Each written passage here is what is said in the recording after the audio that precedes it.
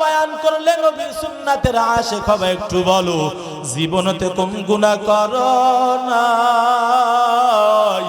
ফেসবুকে তো কম সময় ব্যয় করো নাই এরে যুবক কম তো তুমি খারাপ মহিলাদের আড্ডায় সময় কম ব্যয় করো নাই এরে যুবক বাজার ঘাটের আড্ডায় সময় তো কম ব্যয় করো নাই খেলার আড্ডায় লুডোর আড্ডায় ক্রাম বোর্ডের আড্ডায় তাসের আড্ডায় কম সময় ব্যয় করো নাই এরে যুবক আল্লাহর গোলাম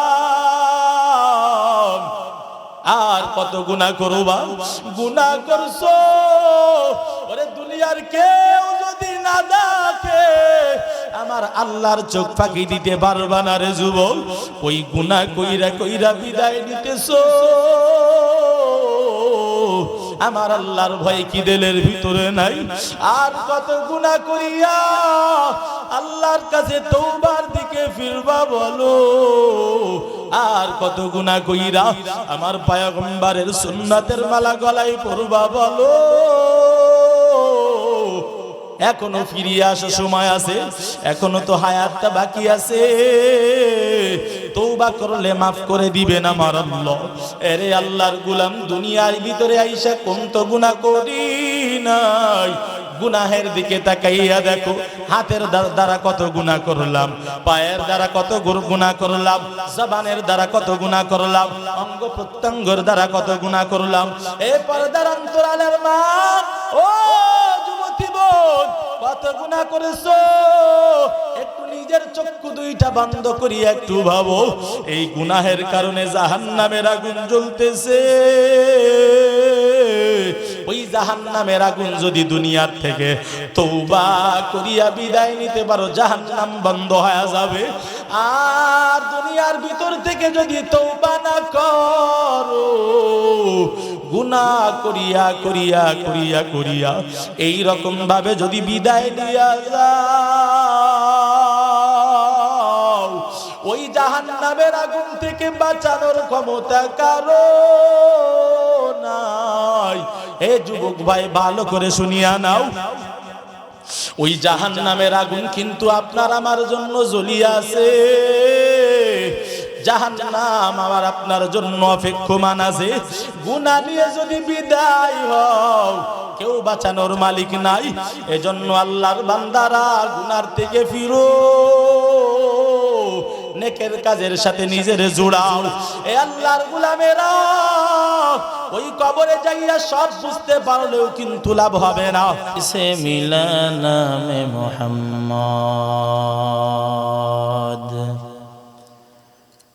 फरमाते हैं आदम को मुझे खुल्द तरी में फरमाते हैं आदम को मुझे खुल्द तरी में लिखा हुआ तू बाप मिला नाम मोहम्मद लिखा हुआ तू बाप मिला नाम मोहम्मद है मीम में महबूब ये मतलुक का इशारा है मीम में महबूब ये मतलुक का इशारा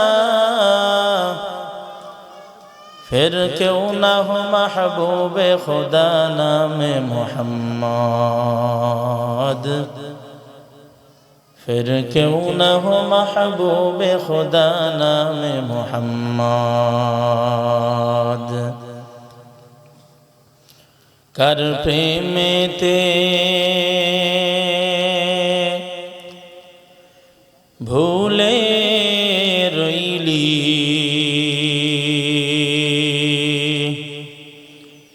अल्लाहरी इंसान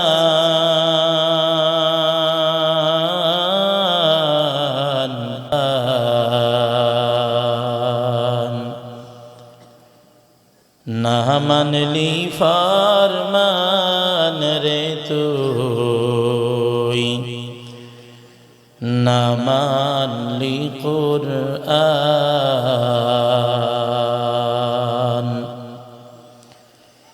नम निशाना নাহি ছিল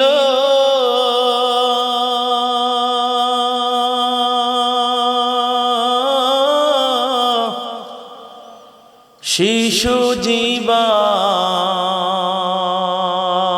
কে বাদিল ওরে কার দয়াতে আসিলি রে তুই মায়েরি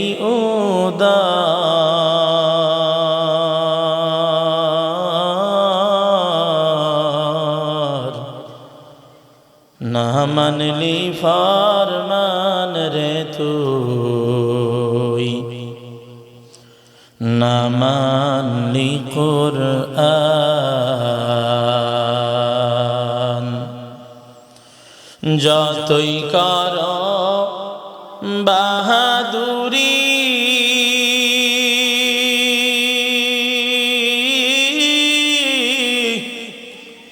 এই দুনিয়া নাই তোর বাড়ি কথা বলেন ঠিক কি না যতই কর বাহাদুরি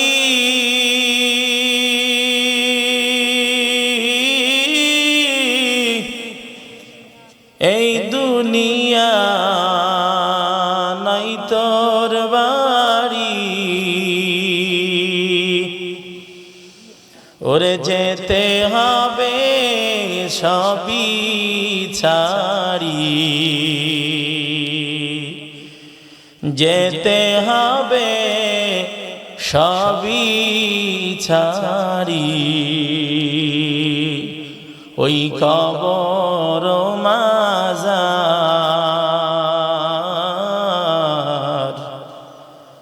না মানলি ফরমান রে তুই না মানলি কুরআন তারাকতু ফীকুম আমরাইন لن تضلوا ما تمسكتم بهما كتاب الله وسنة رسوله আল্লাহর পয়গম্বর বলেন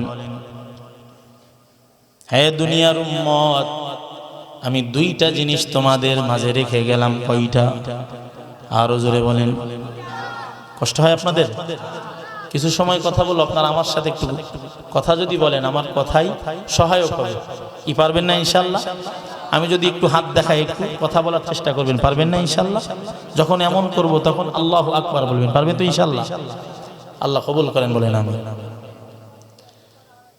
আল্লাহর পয়গম্বর বলেন তারাকতু ফীকুম আমরাইন হে দুনিয়ার উম্মত আমি দুইটা জিনিস তোমাদের মাঝে রেখে গেলাম যারা আঁকড়ায় ধরতে পারবে কখনো তারা পথভ্রষ্ট হবে না এক নাম্বার কিতাব আল্লাহ এক নাম্বার হলো আল্লাহর কিতাব কোরআন দুই নাম্বার পয়গম্বরের সুন্নাত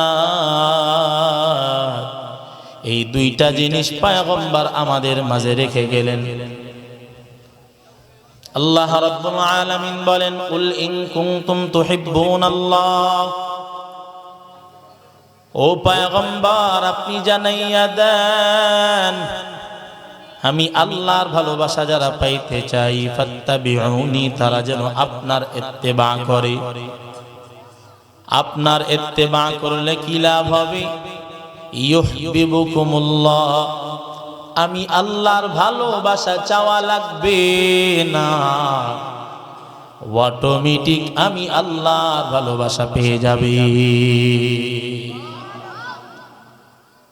আমি আল্লাহর ভালোবাসা যারা পাবে ভালোবাসার নজর দিয়া ওয়াগফির লাকুম যুনুবাকুম আমি আল্লাহ মহব্বতের নজর দিয়া বান্দা জীবনে যত গুনাহ করেছে আমি আল্লাহ সব তারে মাফ করে দিব এরে নবীর উম্মতের দল, যারা গুনাহ মাফ করাইতে চান, গুনাহ মাফ করানোর 1 নাম্বার শর্ত আল্লাহর ভালোবাসা পাইতে হবে। আর আল্লাহর ভালোবাসা পাওয়া যাবে পয়গম্বরের ভালোবাসার মাধ্যমে। কথা কোন ঠিক কিনা? আপনার একটা ছোট্ট বাচ্চা আছে, এই ছোট বাচ্চা নিয়ে আপনি পাইকগাছা বাজারে গেছেন, যাওয়ার পর আপনার বন্ধুর সাথে সাক্ষাৎ হয়ে গেল। বন্ধুর সাথে সাক্ষাৎ হওয়ার পর বন্ধু আপনারে দেখা বড় খুশি। আপনার বাচ্চাটা আপনার হাতের ভিতরে আছে। এখন বন্ধুর সাথে সাক্ষাৎ হওয়ার পর বন্ধু যদি ডাক দিয়া কয়, বন্ধু তুমি আমার বন্ধু, দীর্ঘদিন পরে সাক্ষাৎ হইল, দামি হোটেলের ভিতরে নিয়া, দামি রেস্টুরেন্টে নিয়া আপনাকে যদি ভিআইপি মেহমানদারি করে, আর ডাক দিয়া কয় তোমার বাচ্চা তো আমার কিছুই লাগে না, সুতরাং বাচ্চাকে আমি কিছুই দিব না, বন্ধু তুমি আমার, তোমাকেই দিব, বাচ্চাকে দিব না, একটু জবাব দিয়া কর, ওই বাবা বন্ধুর নাস্তা করবে নাকি বয়কট করবে? এই সাউন্ড একটু বাড়ায় দাও। কেন বয়কট করবে? একমাত্র কারণ বাবা নিজের থেকে সন্তানকে বেশি মহব্বত করে। কথা কোন ঠিক কিনা? সন্তানের মহব্বত বাবার ভিতরে এত গালেব, যদি বন্ধু তাকে না খাওয়াইতে চাইয়া এমন ডাক দিয়া বলতো, আরে বন্ধু আজকে অনেক দিন পরে সাক্ষাৎ হইল, তুমি আসছো তোমার সন্তানকে নিয়া, তোমার সাথে আজকে আমার কোনো কথা নাই, তোমার বাচ্চাকে আজকে আমি পাইছি, আজকে বাজারের দামি দামি সেরা সেরা খাবার খাওয়াইব, তোমারে কিছুই দিব না। বন্ধু খুশি না বেজার? কেন খুশি হইতো রে মুসলমান? কারণ একটা, বাবার কাছে নিজের চাইতে সন্তানের মহব্বত বেশি। সন্তানকে মহব্বত করলে বাবার মহব্বত চাওয়া লাগবে না, অটোমেটিক পেয়ে যাবে। ঠিক আমার আল্লাহ ডাক দিয়া কয়, হে দুনিয়ার গোলাম, আমার ভালোবাসা যারা পাইতে চাও, আমি আল্লাহ মাপকাঠি দিয়ে দিলাম, আমার এই ডাইরেক্ট পাইবা না, আমার ভালোবাসার মাধ্যম আমি দিয়া দিলাম। আমার ভালোবাসার মাধ্যম হলো আমার পয়গম্বর জনাবে মুহাম্মদুর রাসূলুল্লাহ সাল্লাল্লাহু আলাইহি ওয়াসাল্লাম। আমার পয়গম্বরকে যারা ভালোবাসবা, এ দুনিয়ার গোলাম, আমি আল্লাহর ভালোবাসা চাওয়া লাগবে না, অটোমেটিক পাইবা। কারণ আমি আমার পয়গম্বরকে বেশি ভালোবাসি। যারা আমার পয়গম্বরকে ভালোবাসতে পারবা, আমি আল্লাহর ভালোবাসা অটোমেটিক পাইবা। ও নবীর উম্মতের দল, আমার পয়গম্বর আমার জন্য আপনার জন্য রেখে গেলেন সুন্নাত। পয়গম্বরের আদর্শ আমার আপনার জন্য রাখলেন। আজকে পয়গম্বরের আদর্শ মানি না, দুনিয়ার ভিতরে চলি, অথচ পয়গম্বরের আদর্শকে মাইনাস করার চেষ্টা করি। আছে না নাই? নবী আমার খানা খাইতে গিয়া দস্তরখানা বিছান নাই। কথা কন, আমার নবী দস্তরখানা বিছাইয়া খানা খাইছেন। নবীর আদর্শের উম্মত যে হতে চাও, আমার নবীর সুন্নাত দস্তরখানা নেওয়া লাগবে। নবীর সুন্নাত মসজিদে ঢোকার আছে না নাই? কথা বলেন। বাথরুমে আছে না নাই? খানা খাওয়ার সময় আছে না নাই? রাস্তায় চলার সময় আছে না নাই? ঘরে ঢোকা বাহির হওয়ার সময় আছে না নাই? ও নবীর উম্মতের দল, আমার পয়গম্বরের সুন্নাত সংসদে আছে না নাই? আমার নবী রাষ্ট্র চালাইছে না চালান নাই? আমার পয়গম্বর রাষ্ট্র চালাইছেন। আমার নবীর যুগকে খায়রুল কুরুনের যুগ বলা হয়। স্বর্ণের যুগ বলা হয়। নবী আমার রাষ্ট্র চালাইছেন, সাহাবায়ে কেরাম রাষ্ট্র চালাইছেন। নবীর আদর্শ মাইনা সাহাবায়ে কেরাম রাষ্ট্র চালাইছে, তো স্বর্ণের রাষ্ট্র হয়ে গেছে। খায়রুল কুরুনি করনি সুম্মাল্লাযীনা ইয়ালুনাহুম সুম্মাল্লাযীনা ইয়ালুনাহুম সুম্মাল্লাযীনা ইয়ালুনাহুম। পয়গম্বর বলেন আমার যুগ স্বর্ণের যুগ, আমার পরের যুগ স্বর্ণের যুগ, তারপরের যুগ স্বর্ণের যুগ, তারপরের যুগ স্বর্ণের যুগ। কেমনে হইল? একমাত্র রাসূলের আদর্শ ফলো করার কারণে।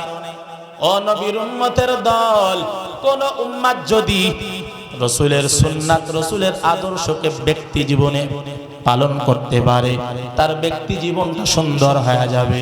কোন ব্যক্তি যদি কোন মানুষ যদি সামাজিক জীবনে বাস্তবায়ন করে নাই পয়গম্বরের আদর্শ, ওই মানুষটার পারিসামাজিক জীবন সুন্দর হয়ে যাবে। কোন মানুষ যদি সাংসারিক জীবনে পয়গম্বরের সুন্নাতকে ঢুকাইতে পারে, তার সাংসারিক জীবন সুন্দর হয়ে যাবে। কোন মানুষ যদি পয়গম্বরের সুন্নাত সংসারের ভিতরে কায়েম করতে পারে, পুরা দেশটাই সুন্দর সুন্দর হয়ে যাবে। কথা বলেন ঠিক কিনা? এজন্য আমার পয়গম্বরের আদর্শই হলো শ্রেষ্ঠ আদর্শ। আল্লাহ পাক কয় লাকাদ কানা লাকুম ফি রাসূলিল্লাহি উসওয়াতুন হাসানা। হে দুনিয়ার উম্মত, প্রস্তুত আমার পয়গম্বরের ভিতরে রয়েছে তোমাদের জন্য উত্তম আদর্শ। কাদের জন্য বলেন? কথা বোঝেন না আমার? কাদের জন্য আদর্শ? নবীর মধ্যে রয়েছে আমাদের জন্য উত্তম আদর্শ। যারা নবীর আদর্শকে ফলো করবে আল্লাহর কাছে দামি হবে।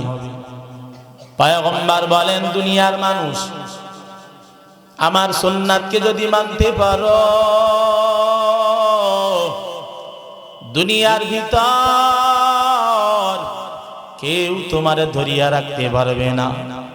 এই আল্লাহর গোলাম মানুষ দেখানোর জন্য না, আমি পয়গম্বরের সুন্নাতের উপর আমল করব আল্লাহকে রাজি করার জন্য। দুনিয়ার মানুষকে দেখানোর জন্য আমল কইরা কোনো লাভ হবে না, কারণ দুনিয়ার মানুষের বাহাবাটা ক্ষণস্থায়ী। এখন আপনার সুনাম করবে, কিছুক্ষণ পর আপনার বদনাম করবে, আছে না নাই? দুনিয়ার মানুষের বাহাবার দরকার নাই। যদি আল্লাহকে রাজি করতে পারো, তাহলে দুনিয়ার মানুষের বাহাবার দরকার, চিন্তার দরকার নাই।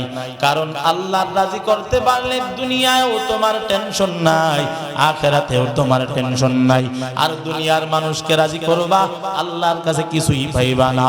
আল্লাহর পয়গম্বর বলেন, ও দুনিয়ার মানুষ, দুনিয়ার মানুষের বাহাবা যদি তুমি নাও, ওরে দুনিয়ার মানুষ তোমার সামনে বাহাবা দেয়, পিছনে তোমার বদনাম গাই। কিন্তু যদি আল্লাহর জন্য কাজটা হয়, এর দ্বারা যদি মানুষ তোমারে খারাপ হয়, এর দ্বারাও তোমার কোনো ক্ষতি হবে না। চরমনার জমিনে ঘুমান্ত সৈয়দ ফজলুল করিম রহমাতুল্লাহি আলাইহি বারবার বারবার বয়ানে বলতে শুনেছি, বারবার একটা কথাই বলতেন, দুনিয়ার মানুষকে দেখানোর জন্য, ভালোবাসা পাওয়ার জন্য আমি ফজলুল করিম কোনোই কাজ করি না। আমি একমাত্র আমার মাওলাকে রাজি করার জন্য সব কাজ করি। আমার মাওলাই যদি আমি ফজলুল পরে খুশি হইয়া যাই, দুনিয়ার মানুষের কোনো বাহাবা আমার দরকার নেই। দুনিয়ার ভিতরের সব মানুষ যদি আমারে খারাপ কয়, সবাই আমার মরণের পর আমারে খারাপ বইলা আমার কবরের উপর যদি জুতার মালা বানাইয়া আমার কবরের উপরে রেখে আসে, কবরওয়ালা যদি আমি ফজলুল করিমের উপরে রাজি হয়ে যাই, ওরে দুনিয়ার মানুষের জুতার মালা আমি ফজলুল করিমের কোনোই ক্ষতি হবে না। পক্ষান্তরে যদি দুনিয়ার মানুষ আমারে বাহাবা দেয়, দুনিয়ার মানুষ যদি আমার পরে খুশি হইয়া কবরের উপর ফুলের মালা নিয়া গিয়া রাইখা দেয়। আমার মাসুক মাওলা যদি আমার পরে বেজার হয়, দুনিয়ার মানুষের এই ফুলের মালাও আমি ফজলুল করিমের কোনোই উপকারে আসবে না। দুনিয়ার ভিতরে মানুষের বাহাবার দরকার নাই, এর পিছনে ছুটার দরকার নাই। আল্লাহকে রাজি করার জন্য ইবাদত করো, আর আল্লাহ রাজি হবে পয়গম্বরের আদর্শ মানার মাধ্যমে। আমার পয়গম্বর কয়, ও দুনিয়ার মানুষ, আমার ভালোবাসা এমনি এমনিই পাওয়া যাবে না। আমার ভালোবাসা যদি পাইতে চাও, আমি নবী কিছু স্কেল দিয়া দিলাম। এই স্কেলের মাপকাঠির ভিতরে যেই বান্দা চলবে, ও আমার ভালোবাসা পাবে, ও আমার মহাব্বতের বান্দা হবে। মায়ার নবী কয়, শুধু তা না, যে এই স্কেলের ভিতরে চলতে পারবে, আমি নবী সুসংবাদ জানাইলাম, কানা মাই ফিল জান্নাহ, ওই বান্দা আমার সাথে জান্নাতে যাবে। নবীর সাথে জান্নাতে যাবে। কে যাবে নবীর সাথে জান্নাতে? আল্লাহর নবী বলেন, মান আহাব্বা সুন্নতি ফাকাদ আহাব্বানি ওয়া মান আহাব্বানি কানা মাই ফিল জান্নাহ। ওই বান্দা আমার সাথে জান্নাতে যাবে, যেই বান্দা আমি নবীর সুন্নাতকে মহাব্বত করবে। মান আহাব্বা সুন্নাতি, যে আমার সুন্নাতকে মহাব্বত করে, ফাকাদ আহাব্বানি, কেমন জানি সে আমাকে মহাব্বত করে। ওয়া মান আহাব্বানি, আর যে আমি নবীকে মহাব্বত করে, কানা মাই ফিল জান্নাহ, সে আমার সাথে জান্নাতে যাবে। পয়গম্বর বলেছেন, এ নবীর উম্মতের দল, আমার নবীর সাথে যারা জান্নাতে থাকতে চান, নবীর সুন্নাতের বিকল্প নাই। কথা কোন ঠিক কি ঠিক না? আগার খাহি কেদার জান্নাত রসিদি লাজমগিরি সুন্নতে পয়গম্বরি হুব্বে সুন্নাত দাবওয়াদ হুব্বে রাসূল মান আহাব্বা সুন্নতিরা কুন কবুল। পয়গম্বরের সাথে যারা জান্নাতে যেতে চান, নবীর সুন্নাতের উপরে নিজেকে পরিচালনা করে দেন। নবীর সুন্নতের উপরে যারা চলবেন, আল্লাহর নবীর ভালোবাসা তারা পেয়ে যাবেন। পয়গম্বরের সুন্নাতের উপর সাহাবায়ে কেরাম চলিয়া দুনিয়ার থেকে জান্নাতের সুসংবাদ পাইয়া কবরে গেছে, আছে না নাই? কথা বলেন। দুনিয়ার ভিতর থেকে 10 জন জান্নাতের সুসংবাদ পাইছে না পায় নাই? খলিফাতুল মুসলিমিন উমর, যেই উমর আমার নবীর গর্দান কাটার জন্য যায়, সেই উমরকে আমার আল্লাহ ইসলামের মালা পরাইয়া এমন ভাবে কবুল করছে। খলিফাতুল মুসলিমিন উমর যাইতে প্রতিমধ্যে মনটা চেঞ্জ হয়ে গেল। লম্বা ঘটনা। মনটা ঘুরিয়া পয়গম্বরের কাছে হাজির হইয়া তরবারি খাপ মুক্ত কইরা নবীর সামনে রাইখা আল্লাহর পয়গম্বরকে ডাক দিয়া কয়, ও পয়গম্বর, আপনার গর্দান কাটার জন্য আসছি। ও নবী, আসার পথিমধ্যে আমার দিলটাকে আমার মাওলাই ঘুরাইছে, আমারে মাফ করে দেন, আমার ভুল হয়ে গেছে। টাটকা বেঈমান ওমর নবীর কাছে আইসা তরবারি রাইখা ডাক দিয়া কয়, পয়গম্বর, আপনার বিরুদ্ধে কোন শত্রুতা আমি করি নাই, আজকে আপনার কাছে আসি, মাফ করে দেন। যেই তরবারি দিয়া আপনার গর্দান ফেলানোর জন্য আসছিলাম পয়গম্বর, ওই তরবারিটা আপনার কাছে দিয়ে দিলাম। ইচ্ছা যদি হয় আমি উমারের কল্লাটা পাতিয়া দিলাম। ও পয়গম্বর, আমার কল্লাটা ফালাইয়া দেন, এরপরেও আপনি আমার কালিমা পড়ায়া দেন। আমি আর বেঈমান থাকতে চাই না। টাটকা জাহান্নামের আসামির থেকে নবীর হাতে ঈমান আই না। ওই ওমর নবীর আদর্শ ফলো করার কারণে আমার আল্লাহর কাছে এত মকবুল হয়েছেন। 2 নম্বরে জান্নাতের সুসংবাদ দিছে না দেয় নাই? কথা বলেন। পয়গম্বরের আদর্শ মানার কারণে দুনিয়ায় জান্নাতের সুসংবাদ পেয়েছেন ওমর। অনেক সাহাবী বলতে গেলে লম্বা সময়, এই নবীর উম্মতের দল সাহাবায়ে একরাম নবীকে এমন অনুসরণ করেছেন, হাদিসের মধ্যে পাওয়া যায় নবীকে এত ভালোবেসেছেন, নবী যদি উজুর পানি কুলি কইরা ফেলাইতে যাইতেন সাহাবায়ে একরাম ধরিয়া নিজের গায়ে মাখতেন, গিলিয়া ফেলাইতেন, থুতু মুবারক পর্যন্ত এমন করতেন। নবীকে এত অনুসরণ করতেন, এত ভালোবাসতেন। ভালোবাসার মাপকাঠিতে এত উত্তীর্ণ হয়েছেন, যার দ্বারা আমার আল্লাহ খুশি হইয়া তাদের শানে ব্যবহার করেছেন রাদিয়াল্লাহু আনহুম ওয়া রাদু আন। তারাও আমি আল্লাহর প্রতি রাজি, আমি আল্লাহও তাদের প্রতি রাজি। ও নবীর উম্মতের দল, এমনি তারা আল্লাহর কাছ থেকে এত মহব্বতের জবাব শুনতে পারে নাই। সিদ্দিক আকবর রাদিয়াল্লাহু তাআলা আনহু নবীর জন্য কত মার খাইছে, লম্বা ইতিহাস। আপনারা জানেন সিদ্দিক আকবর একদিন এমন মাইর খাওয়া খাইছে, বেহুশ হয়ে গেছে, হুশে আসছে। হুশে আসার সাথে সাথে ডাক দিয়া কয়, আমার পয়গম্বর কই, আমার নবী কই, আমার পাশে নাই কেন? তার মা ডাক দিয়ে বলতেছে, উম্মুল খায়ের বলতেছে, আবু বকর মুহাম্মদ সহি সালামতে আছে, তুমি একটু ঠান্ডা হও। আবু বকর বলে, না না, আমার নবীর না দেখা পর্যন্ত আমি আবু বকর ঠান্ডা হতে পারি না। কারণ যেই নবীর হাতে হাত দিয়া আমি আবু বকর নিজের পরিবর্তন করেছি,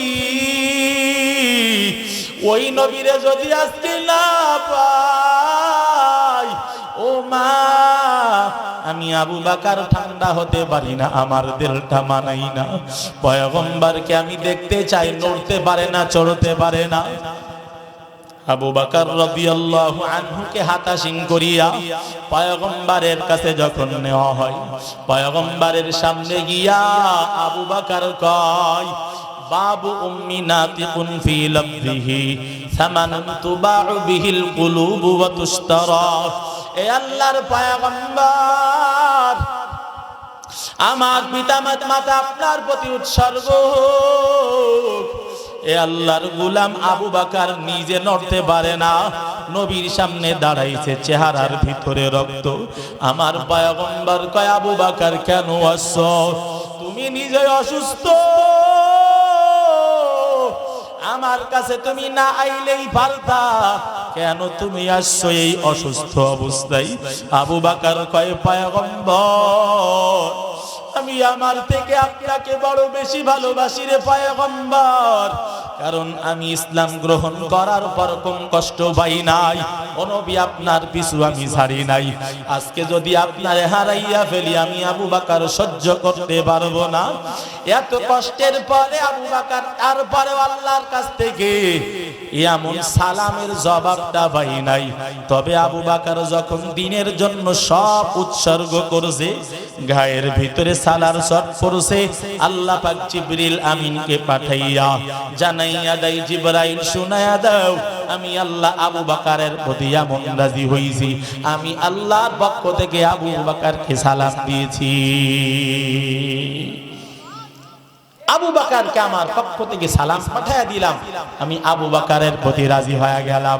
ঠিক প্রত্যেকটা সাহাবী এমন ভাবে আল্লাহর কাছে মহব্বত অর্জন করে নিয়েছেন, রাসূলের অনুসরণ কইরা সকলেই এমন ভাবে আল্লাহর কাছে প্রিয় হয়ে গেছেন। তাদের ব্যাপারেই বলেছেন রাদিয়াল্লাহু আনহুম ওয়া রাদু আন। সাহাবা একরামের কথা বললে বলবেন তারা তো নবীর যুগেই ছিল, আমাদের দ্বারা কি আর সম্ভব? এই আল্লাহর গোলাম ভালো করে নজর দেন।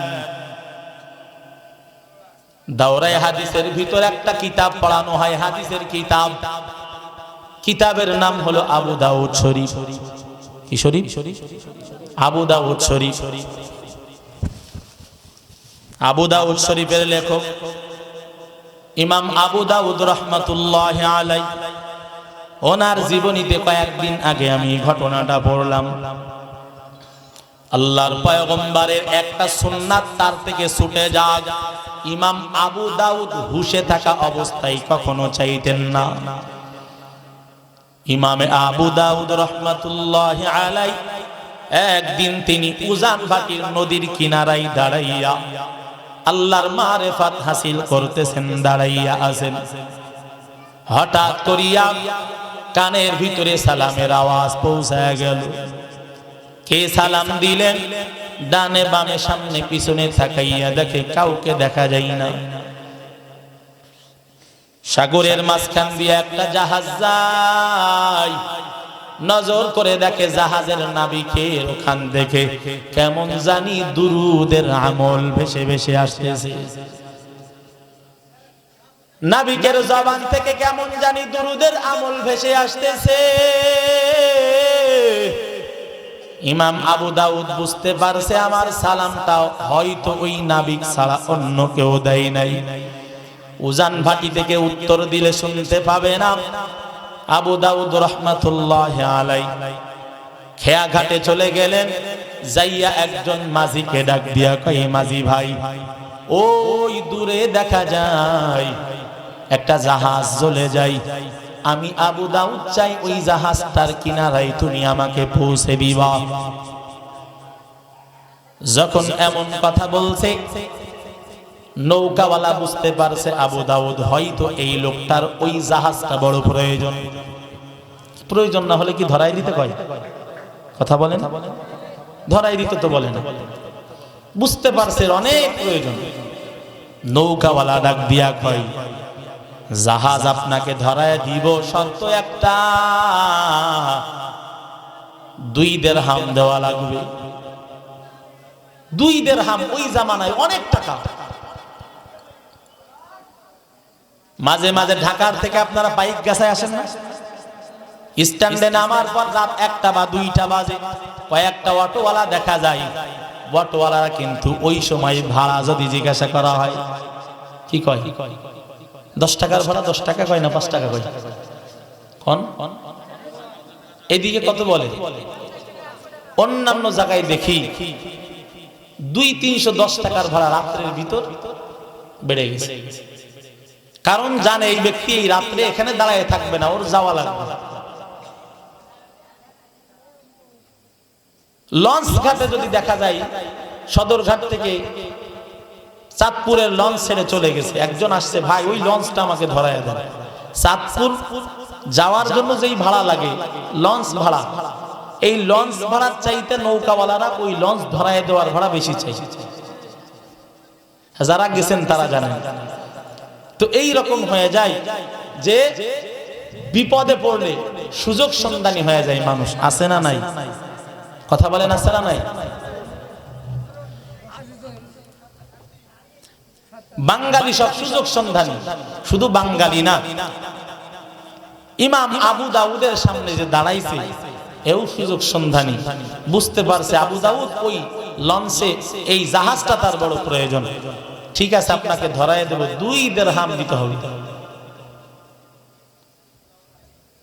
ইমাম আবু দাউদ রাহমাতুল্লাহি আলাইহি আল্লাহর বান্দা নাবিককে ডাক দিয়া কয়, নৌকাওয়ালাকে ডাক দিয়া কয়, ঠিক আছে তোমাকে 2 দিরহাম দিব, বিনিময়ে তুমি আমাকে জাহাজটা ধরায় দাও।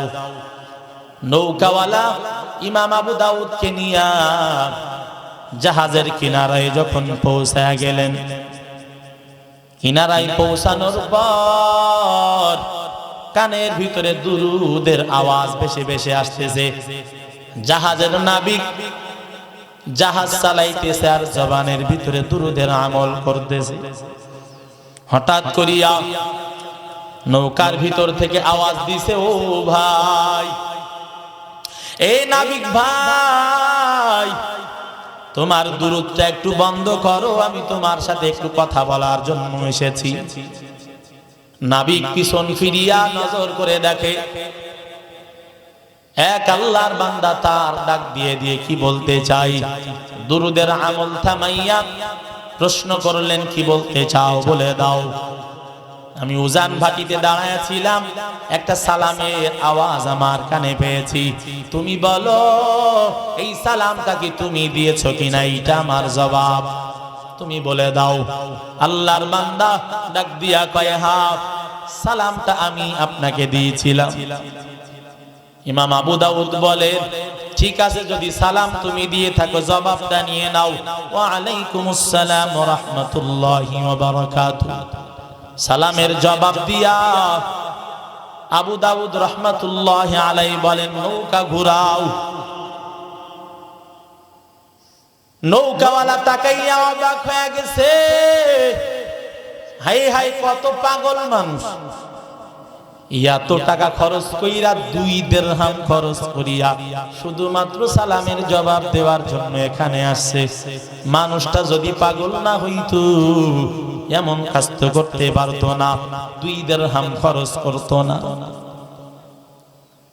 এমন কথা শুনিয়া আল্লাহর বান্দা কয়, তোমার কাছে 2 দিরহাম অনেক দামি মনে হয়, সালামের জবাব দেওয়াটা সামান্য বিষয়ে মনে হয়, কিন্তু তুমি জানো না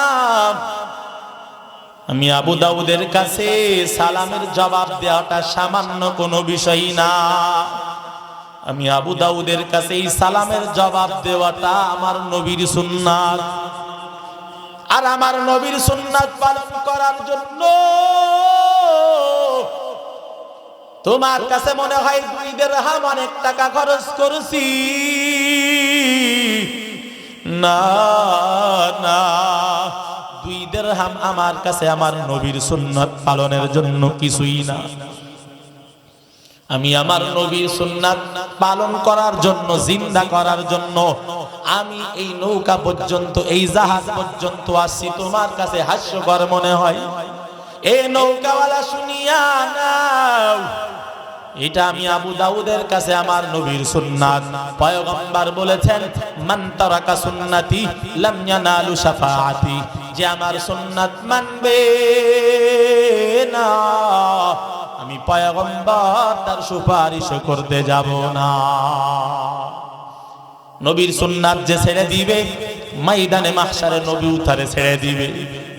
দুনিয়াতে নবীর সুন্নাত যারা ভুলে যাবে, নবীও তাদেরকে ভুলে যাবে। ও আল্লাহর গোলাম, ও যুবক, ও পাইগাছার যুবক ভাই, ও পর্দার অন্তরালার মা, ভালো কইরা শুনিয়া নেন, নবীর সুন্নাত ছেড়ে দিলে ময়দানে মাহশারে কিন্তু নবী আপনার কাছে আসবে না। আল্লাহর পয়গম্বর বলেছেন, দুনিয়ার ভিতরে শেষ জামানায় যেই সুন্নাতটা মিটে যাই ভাব, এমন একটা সুন্নাত যদি কোন দুনিয়ার বান্দা আমল করে, কোন উম্মত পালন করে, আল্লাহর নবী বলেন গলা কাটা শহীদের সওয়াব তার আমল নামায় লিখে দেওয়া হয়। সুবহানাল্লাহ।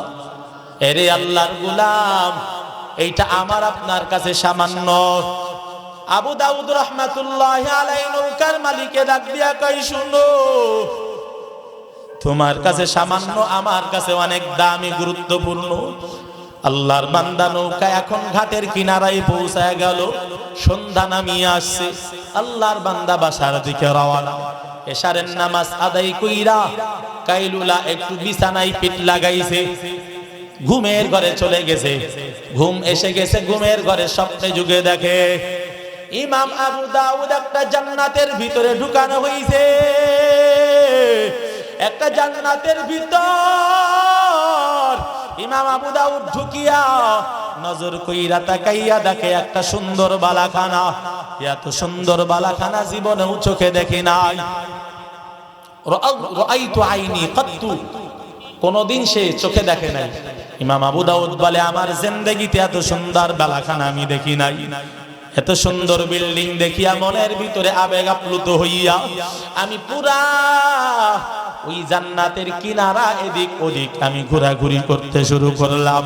পুরা এরিয়াটা ঘুরলাম, মনের ভিতরে আমার এত আনন্দ লাগতেছে, মনের ভিতরে আনন্দর সাথে সাথে শখ জাগছে, হাই হাই এই জান্নাতটা না জানি কার জান্নাত। ঘুরিয়া ঘুরিয়া ঘুরিয়া ঘুরিয়া জান্নাতের গেটের সামনে যখন হাজির, জান্নাতের গেটের সামনে একজন নিযুক্ত ফেরেশতা বসা।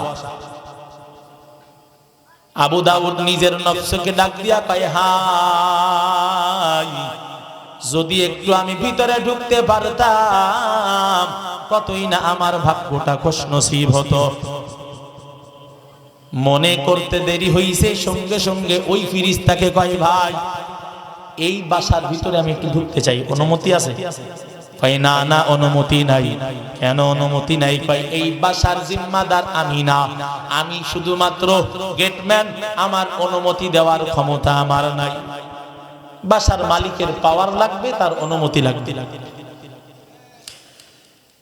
এই বাসার মালিকটা কি আমি জানতে পারি? এই মানুষ, এই জান্নাতের মালিকটা কে আমি একটু জানতে পারি কি?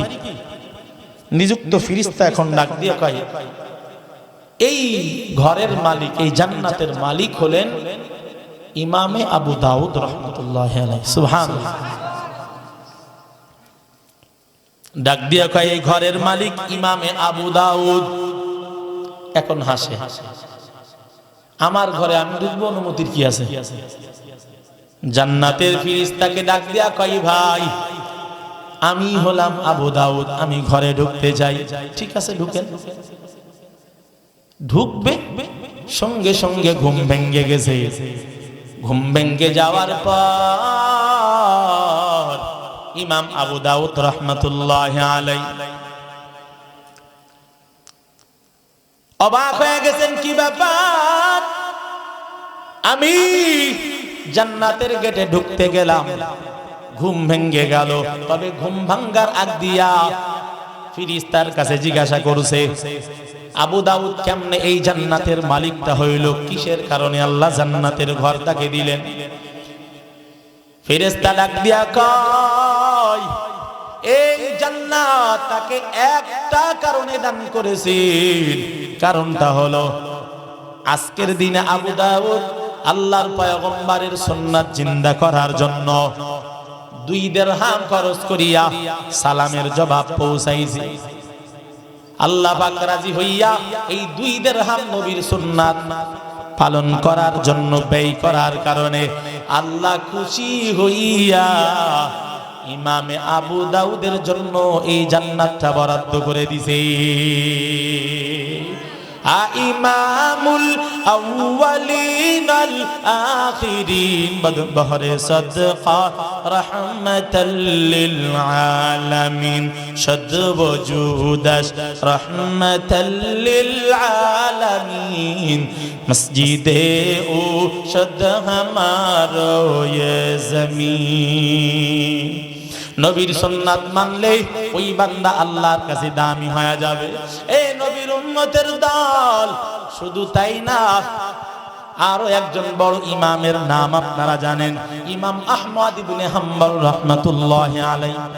শুনছেন না? শুনছেন না? ইমাম আহমদ ইবনে হাম্বল, ইনারা এমনি ইতিহাসের উজ্জ্বল নক্ষত্র হন নাই, এমনি হন নাই, নবীর সুন্নাতের উপরে আমল করার কারণেই হয়েছেন। আহমদ ইবনে হাম্বল রাহমাতুল্লাহি আলাইহি জগৎ বিখ্যাত মুহাদ্দিসুল আসার আহমদ ইবনে হাম্বল রাহমাতুল্লাহি আলাইহি একদিন সফরে বের হইয়া রওনা দিয়া যায়।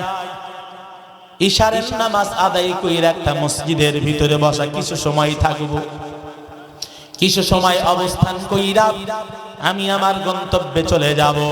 তবে অনেক রাত হয়ে গেছে, মসজিদের ভিতরে রাতটা কাটাইয়া পরের দিন সকালে রওনা দিব, এমন নিয়ত করিয়া ইমাম আহমদ ইবনে হাম্বল রাহমাতুল্লাহি আলাইহি ইশারের নামাজ পড়া ওই মসজিদের ভিতরে একটু সময় কাটাই। হঠাৎ করে মুয়াজ্জিন আওয়াজ দিয়া কয়, মসজিদে আর থাকা যাবে না, বের হয়ে যান। আমাদের এই সময় আছে না নাই? মসজিদ বন্ধ করে আছে না নাই? বলেন।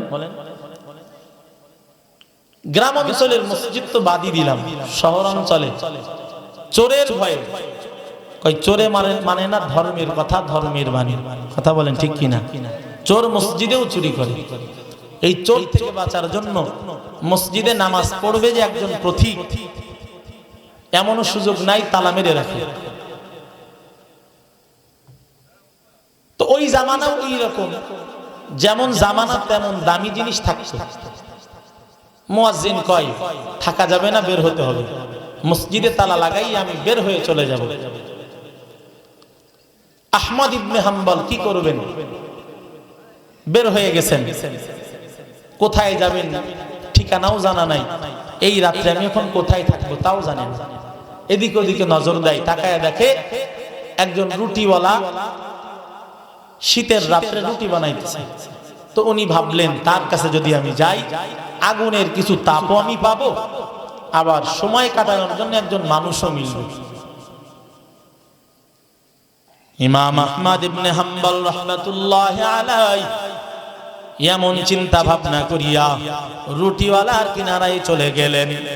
রুটিওয়ালার কিনারায় যাওয়ার পর রুটিওয়ালাকে ডাক দিয়া কই, ভাই আমি একটু সময় আপনার পাশে দাঁড়ায় সময় কাটাতে চাই, অনুমতি যদি দাও তোমার পাশে আমি সময় কাটাতে চাই। রুটিওয়ালা ডাক দিয়া কয়, কোনো সমস্যা নাই, আপনি আমার পাশে সময় কাটাতে পারবেন। নজর দিয়া তাকায় দেখে হুজুর মানুষ। রুটিওয়ালাও মসজিদের সামনে রুটি বানায়, সেও একজন তাকওয়াওয়ালা মানুষ, নেককার বান্দা। হুজুর মানুষ দেখিয়া আল্লাহর বান্দা নিজের চেয়ার থেকে ছাড়িয়া হুজুরের কাছে দিয়ে দিলেন, বসে যান। আল্লাহর বান্দা আহমদ ইবনে হাম্বল রাহমাতুল্লাহি আলাইহি চেয়ারের ভিতরে বইসা নজর করে রুটিওয়ালার দিকে তাকাইয়া আছে। রুটিওয়ালা একটা রুটি তার ওই পাতিলের ভিতরে দেয় আর জবানের ভিতরে আওয়াজ লাগাই। জবানের ভিতর আল্লাহর নবীর সুন্নাতের আমল আস্তাগফিরুল্লাহ আস্তাগফিরুল্লাহ আস্তাগফিরুল্লাহ জবান দিয়া বারবার একটা করে রুটি দেয় আর জবান দিয়ে বারবার আস্তাগফিরুল্লাহর আমল চালায়। আহমদ ইবনে হাম্বল রাহমাতুল্লাহি আলাইহি আল্লাহর বান্দার এমন আমল দেখার পর কিছুক্ষণ পর প্রশ্ন করেন, ও আল্লাহর বান্দা, আপনি যে আমল করেন এই আমলের দ্বারা কি লাভ পেয়েছেন, উপকার কি পেয়েছেন, আমাকে একটু শোনান, আমি শুনতে চাই। আল্লাহর বান্দা রুটিওয়ালা এখন ডাক দিয়া কয়, আমি এই আমল আমার জবানে করার কারণে সব থেকে বড় একটা ফায়দা পেয়েছি। সেই ফায়দাটা হলো আমি আমার আল্লাহর কাছে যখন যা চাই আল্লাহ আমারে তখনই তা দেয়।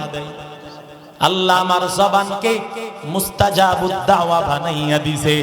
আমার বলতে দেরি হয়, আমার আল্লাহ আমার দোয়া কবুল করতে 1 সেকেন্ড সময় লাগে না।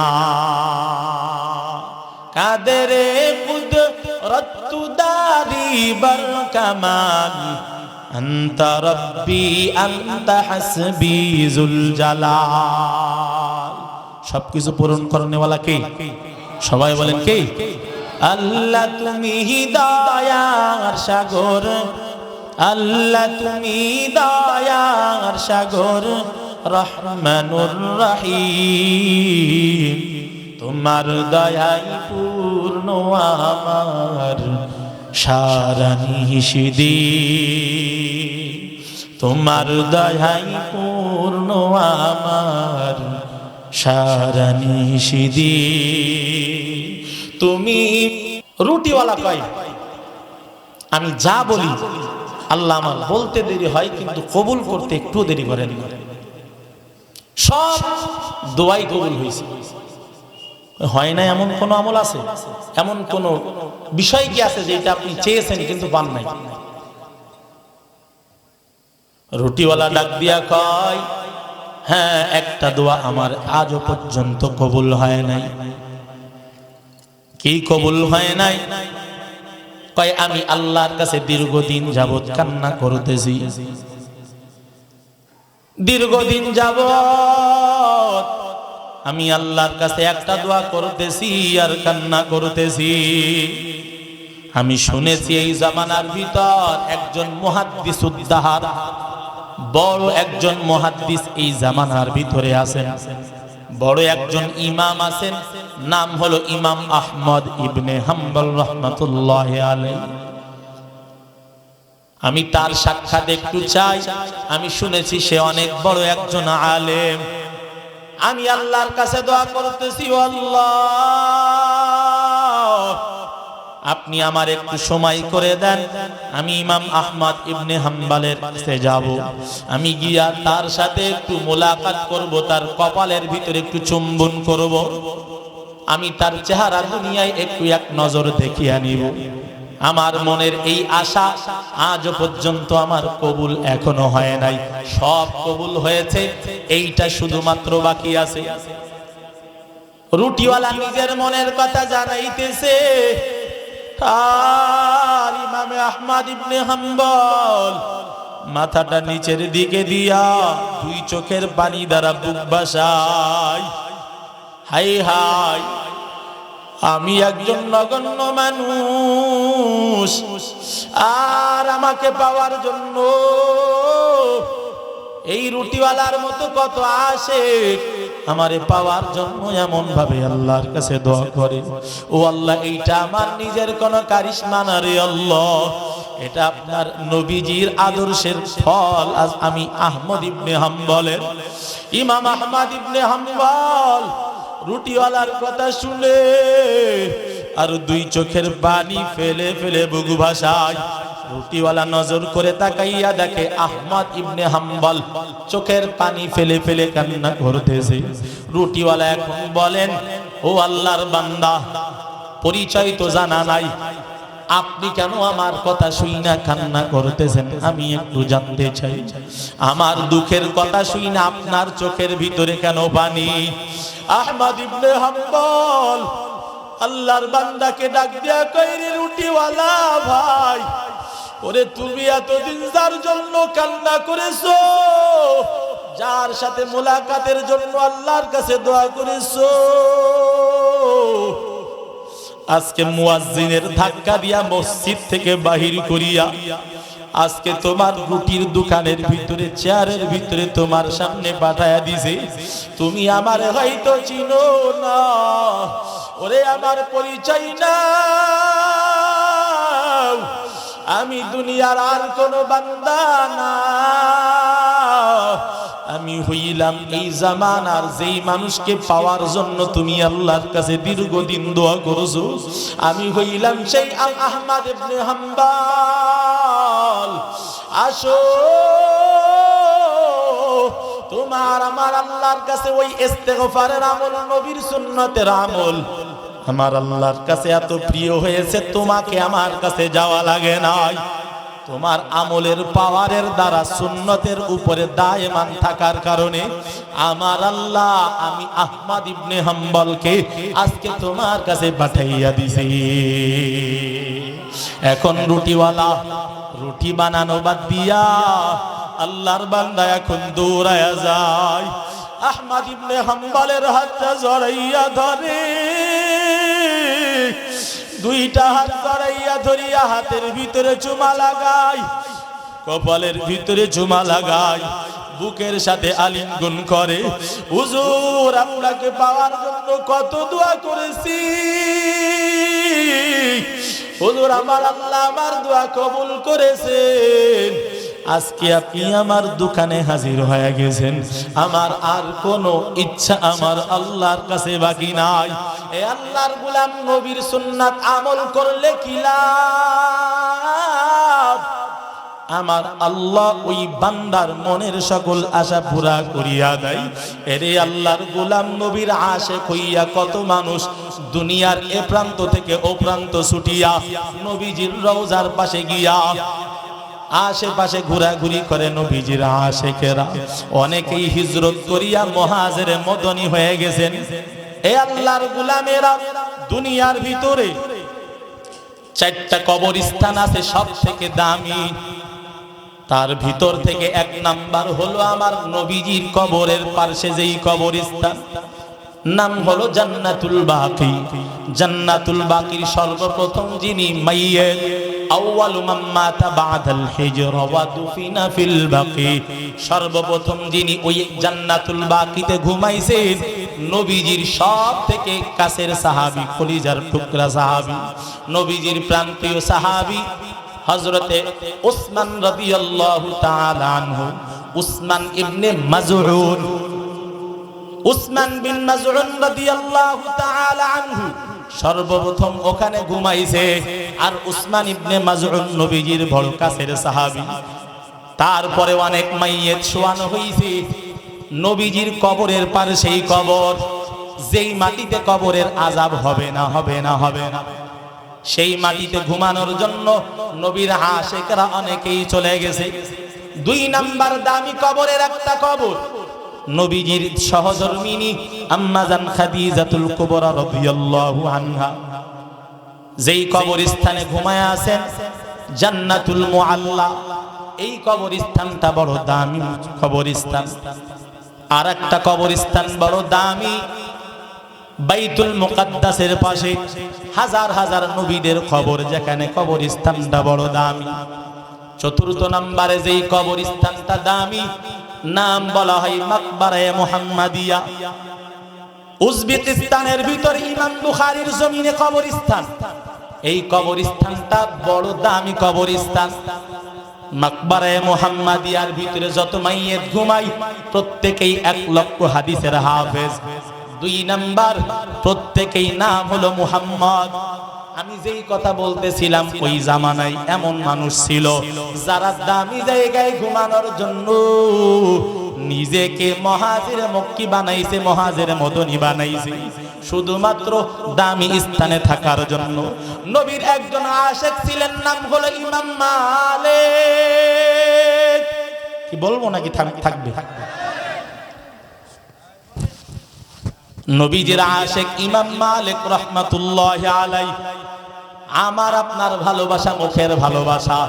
অনেক নবীর আশিক পাওয়া যায়, বলে আশিকে রাসূল, নবীর সুন্নাতের কোনো খবর নাই, মুখের ভিতরে দাড়ি নাই, আল্লাহর নবীর সুন্নাতের পোশাক নাই, মুখের ভিতরে মোমবাতি ধরাইয়া দুনিয়ার ভিতরে চলে আর ফিরে আর বলে আমি নবীর আশিক। আশিকে রাসূল আছে না নাই? এরে আল্লাহর গোলাম, নবীর সুন্নাত যারা মানে তারাই উম্মত, সুন্নাত মানে না তারা উম্মত না। নবীর সুন্নাত যারা মানে তারাই নবীর আশিক। আমি আপনি কেমন আশিক, আর ইমাম মালিক ছিলেন কেমন আশিক? ইমাম মালিক রাহমাতুল্লাহি আলাইহি নবীজির এমন আশিক। ইমাম মালিক কেমন আশিক ছিলেন নবীর? জীবনে একবার বাইতুল্লাহ জিয়ারত করেছেন, একবার হজ কইরা আর দ্বিতীয়বার যাইতে চান না। নবীর কবরের কিনারায় চলাচল করে, এমন কি নিজের পায়ের ভিতরে পর্যন্ত জুতা লাগান না। আমি যখন মসজিদে নববীর কিনারায় পৌঁছাইলাম, আমি যখন উমরাতে গেলাম, উমরাতে যাইয়া আমি একটু বালু কোনা কেমন গরম দেখার জন্য পায়ের জুতা সরাইয়া আমি একটু টাইসের উপরে পা দিলাম। মসজিদে নববীতে এমন কিছু টাইস আছে যেইগুলা একেবারে ঠান্ডা, আবার মাঝে মাঝে এমন কিছু টাইস আছে যেইগুলা রোদ লাগার কারণে এত পরিমাণ গরম হয় যে আপনার পায়ে লাগলে সঙ্গে সঙ্গে ঠুসকা পড়ে যাবে। তবে বাইতুল্লাহর ভিতরে যত টাইস, ভিতরে যত টাইস আছে একেবারে বরফের মতো ঠান্ডা। কি বাইতুল্লাহ গেছেন? কে একটু হাত তুলে দেখান। এখানে বাইতুল্লাহ গেছেন কেউ আছেন? কেউ জান নাই? কই? মাশাআল্লাহ একজন। কাবা ঘরের ভিতরে যেই টাইলস গুলো লাগানো কি ঠান্ডা না?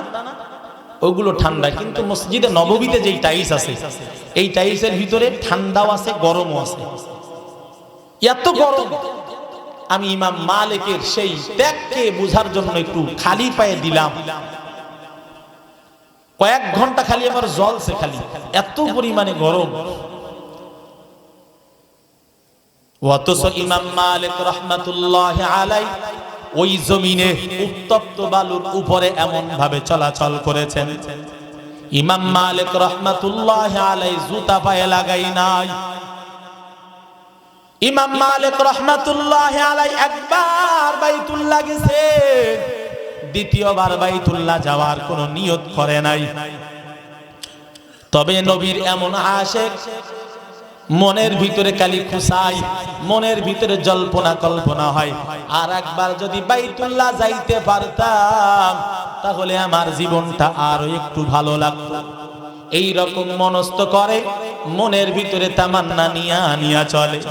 হঠাৎ কইরা ইমাম মালিক রহমাতুল্লাহি আলাইহি ঘুমের ঘরে স্বপ্নে যুগে দেখতেছে আল্লাহর পয়গম্বর সাল্লাল্লাহু আলাইহি ওয়াসাল্লাম ইমাম মালিকের স্বপ্নে যুগের ভিতরে হাজির হয়ে গেছে। আর নবী বলেন, যারা আমারে দেখে তারা আমারেই দেখে। মান রাআ ফিল মানামি ফাকাদ রাআনি, যে আমারে দেখলো সে আমারেই দেখলো। ঘুমের ঘরে যে আমাকে দেখবে সে আমাকেই দেখলো, কারণ আমার সূরাত শয়তান ধরতে পারে না। ইমাম মালিক কত নবীর স্বপ্ন দেখেছেন, এমন আশিক ইমাম মালিক রাহমাতুল্লাহি আলাইহি ঘুমের ঘরে স্বপ্নে যুগে নবীরে যখন পাইছি, আল্লাহর পয়গম্বরকে জিজ্ঞাসা করেন, ও পয়গম্বর, আপনাকে যেহেতু পাইয়াই গেলাম, আমি ইমাম মালিকের একটা প্রশ্ন, আমার বাইতুল্লাহ যাওয়ার বড় মনে চাই, তবে আবার ভয় হয় যদি বাইতুল্লাহ যে মরণ হয় তাহলে তো ওখানেই দাফন হয়ে যাবে, আপনার এই ভূমিতে আসতে পারবো না। আমার বয়স, আমার হায়াত আর কতদিন আছে? যদি 2 বছর সময় পাইতাম, 2টা বার আমি বাইতুল্লাহ যাইতাম, ফাঁকে ফাঁকে গিয়ে উমরা করতাম। ও নবী, আমাকে একটু জানান আমার হায়াতের গ্যারান্টি আর কতদিন আছে, হায়াত কতদিন বাকি? আল্লাহর নবী কোনো কিছুই বলেন নাই, খালি 5 আঙ্গুল দেখাইয়া পয়গম্বর গায়েব হয়ে গেছে।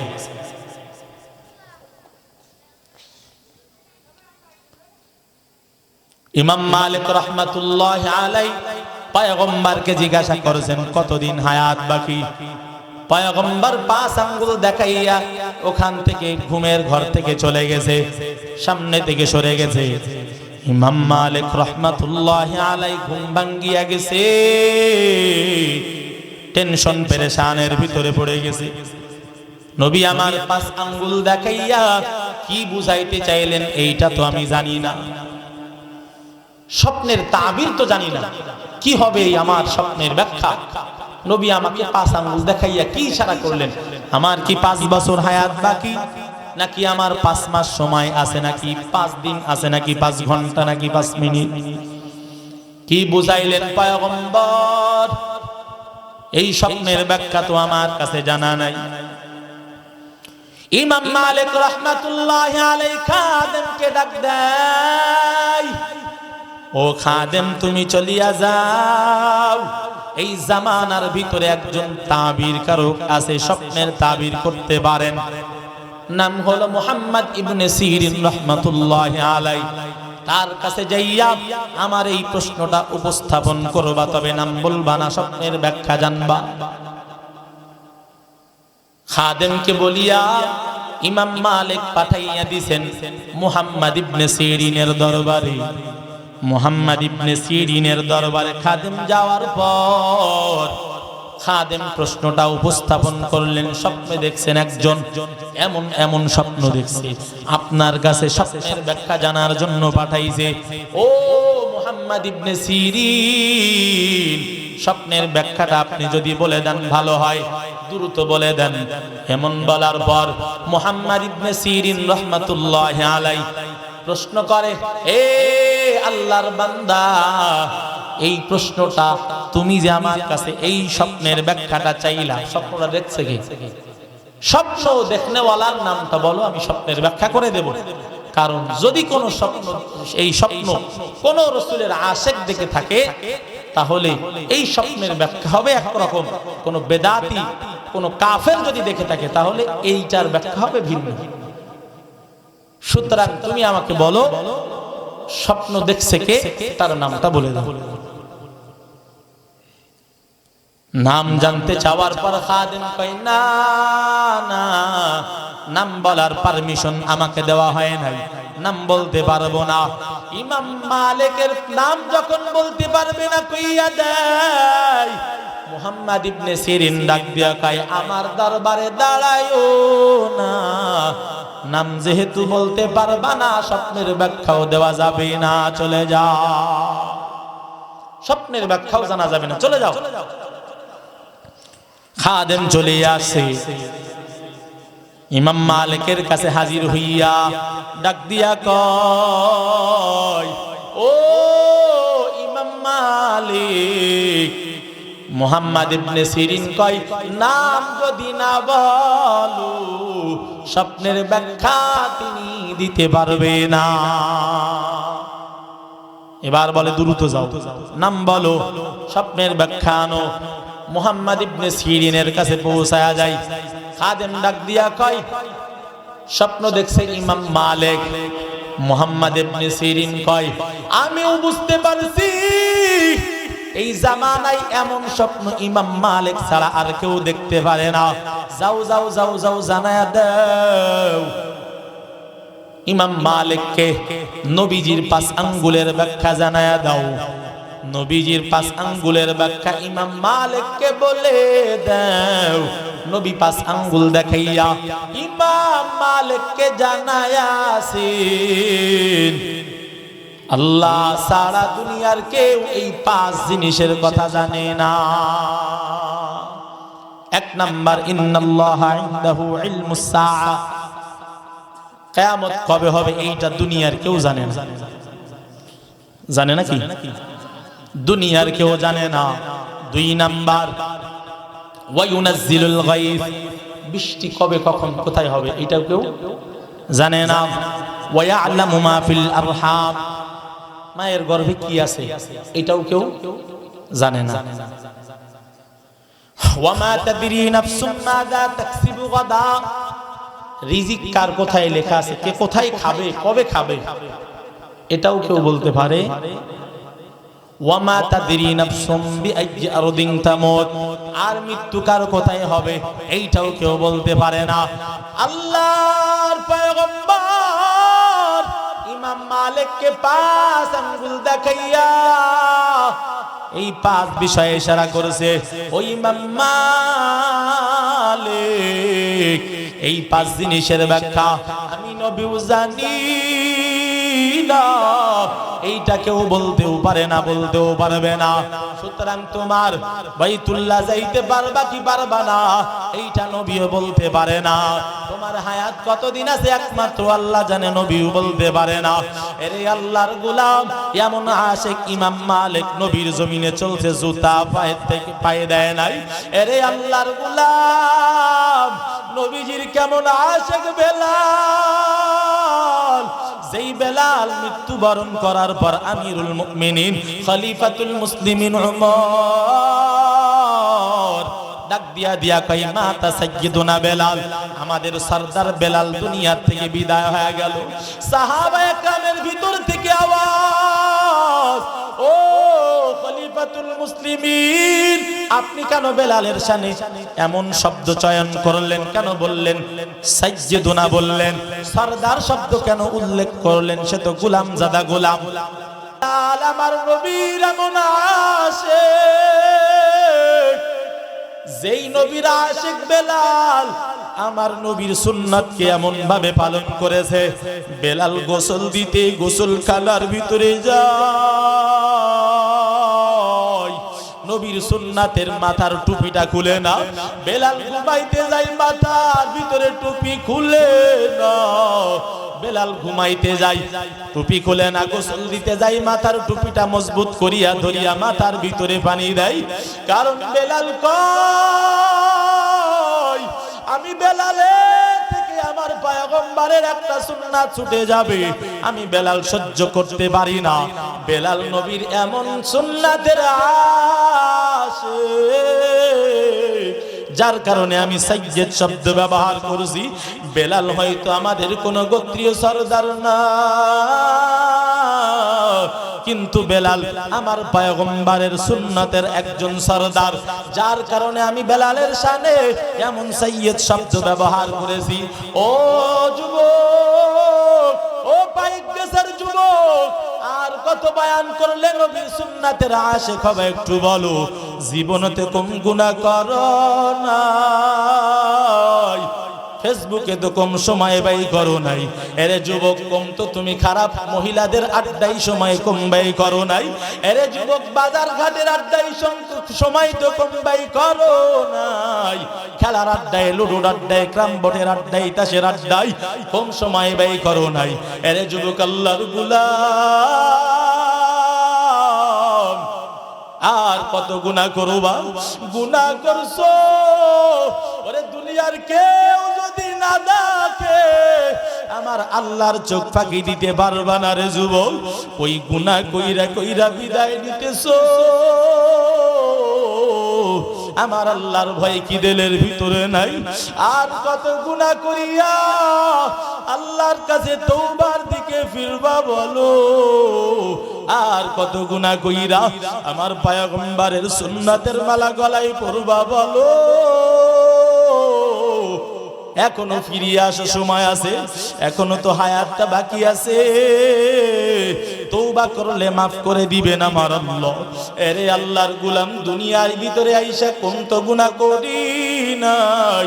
গুনাহের দিকে তাকাইয়া দেখো, হাতের দ্বারা কত গুনাহ করলাম, পায়ের দ্বারা কত গুনাহ করলাম, জবানের দ্বারা কত গুনাহ করলাম, অঙ্গ প্রত্যঙ্গের দ্বারা কত গুনাহ করলাম। এই পর্দার অন্তরালের মা, ও যুবতী বোন, কত গুনাহ করেছো?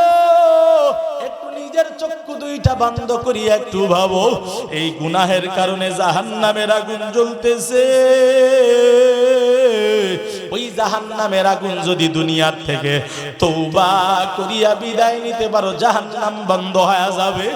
আর দুনিয়ার ভিতর থেকে যদি তওবা না করো, গুনাহ করিয়া করিয়া করিয়া করিয়া এই রকম ভাবে যদি বিদায় দিয়া যাও, ওই জাহান্নামের আগুন থেকে বাঁচানোর ক্ষমতা কারো নাই। এ যুবক ভাই, ভালো করে শুনিয়া নাও, ওই জাহান্নামের আগুন কিন্তু আপনার আমার জন্য জ্বলিয়া আছে। জাহান্নাম আমার আপনার জন্য অপেক্ষমান আছে। গুনাহ নিয়ে যদি বিদায় হও, কেউ বাঁচানোর মালিক নাই। এজন্য আল্লাহর বান্দারা গুনার থেকে ফিরো, নেকের কাজের সাথে নিজের জোড়াও। এ আল্লাহর গোলামেরা, ওই কবরে যাইয়া সব বুঝতে পারলেও কিন্তু লাভ হবে না। দুনিয়ার ভিতরেই আমার নবী বলে দিয়েছেন, এ দুনিয়ার মানুষ, ও বনি আদম, ইয়া বনি আদম, ও বনি আদম। নবী আমার বলছে, প্রত্যেক দিন কবর ডাকতে ডাকতে বনি আদমকে সতর্ক করে। প্রত্যেক দিন কবর আমাকে আপনাকে ডাক দিয়া দিয়া কয়, ইয়া বনি আদম, ও বনি আদম, আনা বাইতুল যুলমাতি ফাহতামিলুনি সিরাজা। ও বনি আদম, আমি হইলাম অন্ধকার ঘর, আমার ভিতরে আলো নাই, বাতি নাই, কোনো জ্বালানা নাই, দরওয়াজা নাই। আমি কবর হইলাম অন্ধকার ঘর, আমার ভিতরে তোমারে আশাই লাগবে, বাতি সংগ্রহ করি আমার ভিতরে আসো। আনা বাইতুল ওয়াহদাতি, আমি হইলাম একাকিত্বের ঘর। ওরে আমার ভিতরে তোমার ভাই নাই, আমার ভিতরে তোমার বন্ধু নাই, মা নাই, বাবা নাই, সন্তান নাই, বিবি নাই, আমার ভিতরে তোমার স্বামী নাই। এ আম্মা জানেরা, ওই কবর প্রত্যেক দিন আমাকে আপনাকে ডাইকা ডাইকা বলতেছে, আমার ভিতরে কোনো সাথী নাই। ওই কবরের ভিতর গুনাহের কারণে যদি আগুন জ্বলিয়া যায়, ওরে দুনিয়ার ঘরে আগুন লাগলে পাড়া পড়শি দৌড়ায়,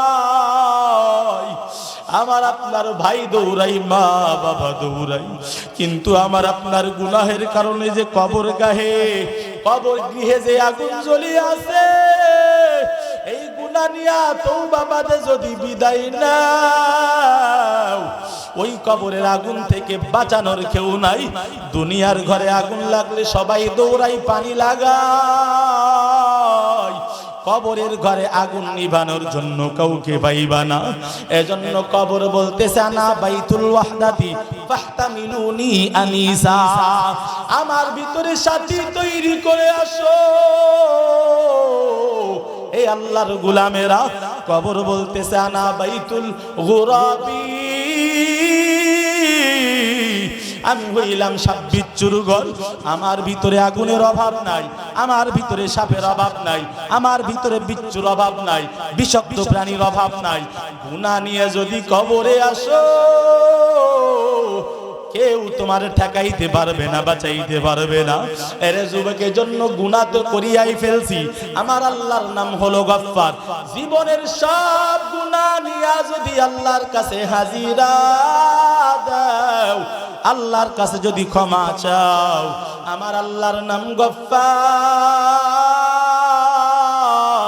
আমার আল্লাহর গফফার নামের সিফাত দিয়া জীবনের সব গুনাহ তওবার মাধ্যমে আল্লাহ মাফ করে দিবে।